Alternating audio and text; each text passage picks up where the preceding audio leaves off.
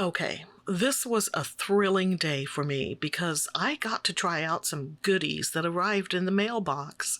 That's right, actual snail mail. How appropriate for pen and ink stuff, am I right? Hi, this is Inkworks, and I'm Irene. Today I get to talk about some items that were kindly donated by Sarah at Sarah Bailey Arts. The pens are a Carousel from Ferris Press and a Campus from Online. Both are brand firsts for me. I do have things to say about both of them, and there will be brief sample writings, but that's for later in the video, because colors. So I grabbed my Hobonichi A6 size notebook, the one that's assigned to ink swatching. I also pulled out my Kakimori brass nib. Then I settled down for a delightful session of pen and ink therapy. That makes it sound as if I've just returned from a traumatic excursion. Sure, some might equate a jaunt to the shopping mall with one of the upper circles of hell, but in my case, that would be overstating things, because I actually enjoy being out and about to experience the holiday trimmings and trappings. The point is, I'll be fine, and I'm sure my eyelid tick will go away in another day or two. The paper in this notebook is Tomoe River from Japan. It's very lightweight, so they can pack a bunch of pages in a small space. It's also formulated to show fountain pen inks at their best. Okay, the notebook has been through some stuff, but one doesn't toss a thing to the curb just for looking rough around the edges. That's not how we do things at Inkworks, because I'm not going anywhere. Noodler's Sequoia Green is an ink I'm eager to match to one of my green-barreled fountain pens. It's dark enough to nearly pass for black, but there's enough warm yellow that brings to mind briny olives and mossy turf. It's a shade that doesn't hurt my eyes the way some brighter greens do, especially ones that lean toward blue-green. Oh, the phthalo. I'm looking at you, Pelikan Dunkelgrün. Pelikan's Edelstein Amethyst is a red forward purple, almost a burgundy. I think of it as the older sister of Pilot Iroshizuku's very popular Yamabudo. And like Yamabudo, Amethyst also has an interesting gold sheen that appears in heavier applications. Now, Edelstein is Pelikan's premium line of inks, and I'm beyond delighted that my first taste of Edelstein is the gorgeous Amethyst. Robert Oster's Brandy. This is one of my favorite color families, I guess you could say. It's that whole brown and gold realm that I love. There are some similar shades in my existing collection, but this brandy has a lovely brightness to it. I've mentioned before that I can get stuck in a rut. You know, when you stick to certain things you know you like. So being able to explore and play with other colors, finding new favorites, is so much fun.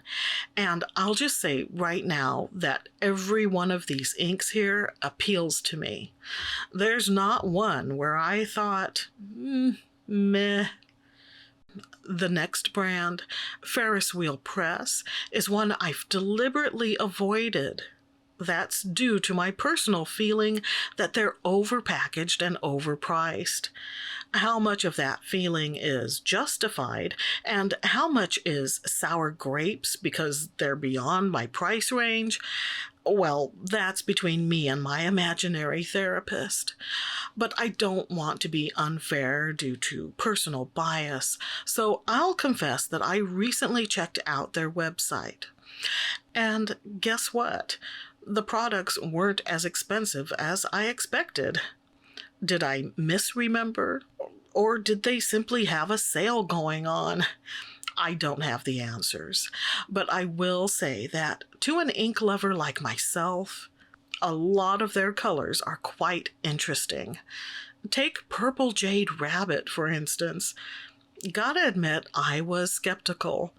While it was wet, it struck me as too pale and illegible. But once it dried, it darkened enough to make me really want a broad nib to pair it with. Something to do that delicate shimmery lavender justice. Noodler's Nikita. I've seen swatchings of this online, and most of those looked like a deep but bright red, similar to Diamine's Red Dragon. What I got here was a deep dark red, similar to Diamine's Oxblood. Perhaps that's due to the type of paper used. In case I forgot to mention it, this is Tomoe River paper, and when it's dry, Nikita shows a hint of sheen on it. A lingering close-up of all of these samples is coming up a little later in the video. There's Diamine's Honeyburst from their Les Paul Gibson Guitars series. Look, I'm a fan of Diamine's inks because of their comparative affordability, yes, but also because of their wide range of colors. From this guitar series alone, I now have 3 of the 5, and a case of collectoritis is flaring up. I'm fighting it, but Desert Burst and Pelham Blue, I've got my eyes on you. Robert Oster's Green Lady is inspired by the cocktail with the same name. The drink contains chartreuse, gin, and lime. I've never had one, but if I can claim to be a lady, even peripherally, by association, I'm in. This is a shade of green that makes me think of magic spells and potions. To try out the 2 pens, I filled them with a couple of ink samples I'd received earlier, but hadn't yet shared. Papier Plume's Bayou Nightfall and Sailor's Manyo Kikyu. Both are sampled and swatched here. Bayou Nightfall, at first glance, looks gray, but it's more interesting than that, because there's actually some blue and some green in there. In essence, it's a muted teal, and I love it. It also has nice shading that hopefully shows better in the dry close-up to come. I've long been intrigued by Sailor's products. Well, I've yet to get one of their pens, but I am thrilled to have one of their inks. It's a wonderful dark blue and different from any other blue I have, because of its fabulous red sheen. Seriously, I've got to get that Kikyu into my TWSBI VAC 700R and show it off. Not that there are many pen people in my sphere. That doesn't stop me from imagining I'm Violet Bick sauntering down Bedford Falls Main Street. Oh, this old thing? Why, I only wear it when I don't care how I look. Even if you never watch It's a Wonderful Life, you should at least see that moment. One of the best on-screen hair flips ever. But really, you should watch that movie because it's so good. Not to mention highly relevant to the holiday season. Speaking of holidays, it looks like Seattle is having their first annual Christmas market. Not sure we'll make it this year, but at least I caught Miss Mina's wonderful video covering the event and some of the glorious comestibles available, including traditional European dishes like spätzle, raclette, macarons, and schnitzel. Apparently, you have to book a time slot and pay an entry fee, not to mention paying for parking as well. It all sounds like a hassle and a half, especially considering Chicago's Christmas market, which some say is the largest in the U.S., is admission free. Just saying. We did walk our local mall the other night just to get some holiday retail vibes with all of its sparkle and glitz, but I've been supplementing that with German Christmas market videos on YouTube. Now, I've been watching those for the past 5 or 6 years, but this year, it just seems like for the past 3 weeks, everybody and their cousin is putting up European Christmas market content.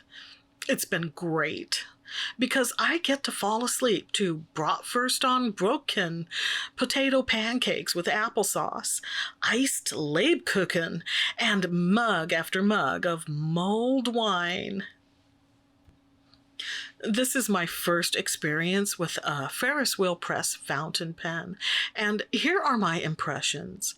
The Carousel's styling doesn't excite me, and coming from a brand known for its lavish aesthetics, that's surprising. Since I was unable to decipher the markings on the nib, I'm not sure of the size, but my best guess is that it's a fine. According to my research, the pen comes with a standard international converter included. During the sample writing, the Carousel performed well and there were no issues to speak of. It even posts nicely. Now, remember, I'm sort of biased, so although I was enamored with the teal on teal pen and ink pairing, I was also looking for reasons to validate my FWP resistance. But the only thing I'm really going to fault here is the material. Considering this is their most budget-friendly model, that's probably reaching on my part. But the pen feels cheap. The barrel is quite slender, and with the use of lightweight plastic, it definitely feels insubstantial in the hand. Now, I have plenty of cheap pens that feel cheap, and a few of them are actually really good writers. As for comfort, I prefer a slightly girthier grip and barrel, and I find the flat angles all around the grip section to be a tad uncomfortable. So how would I rank this Carousel?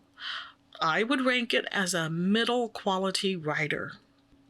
Judging from this session, it's not among the best, nor is it among the worst in my collection. It's middling. Online is a new-to-me brand name, so I went snooping on their website. It looks like Online is a German company that manufactures writing instruments. They're actually kind of young, having only started in 1991. During my research of fountain pens and inks over the past couple of years, I had become accustomed to reading things like, "We've been in business since the Middle Ages." Okay, that's an exaggeration. The point is, Online is relatively fresh. It looks like they have fountain pen models for beginners, for school, and for fine writing, with most being surprisingly affordable. This particular model is the Campus. To be fair, the Campus has the same feels cheap quality I complained about with the Carousel, but I can mostly forgive that because I actually like the design of the Campus. Heck, I even like how it posts. Sure, it weighs nothing, but the barrel and grip are more comfortable. Plus, it has the added feature of an ink viewing window, right where the barrel meets the grip section. This writing sample was a pleasant experience, which might be due to my current preference for medium nibs, but I did have a hard start issue when I tried it again days later. So I'd rank this Campus as a middling fountain pen. Not great, not horrible, just okay to good. To provide some perspective, I'll let you know that the Lamy Safari, the Pilot Kakano, and the Platinum Plaisir are some of the best writers in my collection, and all three of those are under $20. Coincidentally, the Carousel and the Campus are also under $20. Big thanks go to Sarah for making this session possible, and to you, the viewers, for watching and staying until the end. If you found value in this video, please like, subscribe, and share. Also, leave a comment to let me know what you thought. I'm sure something I said irked somebody, so go ahead and call me out. In a former life, I moderated an online amateur creative writing group. I can take as many adjectives as you can dish out. It's been a pleasure sharing this pen and ink exploration. Until next time, remember, lots of people out there are experiencing pain or hardship. Let's brighten each other's day. And stay artsy, my friends.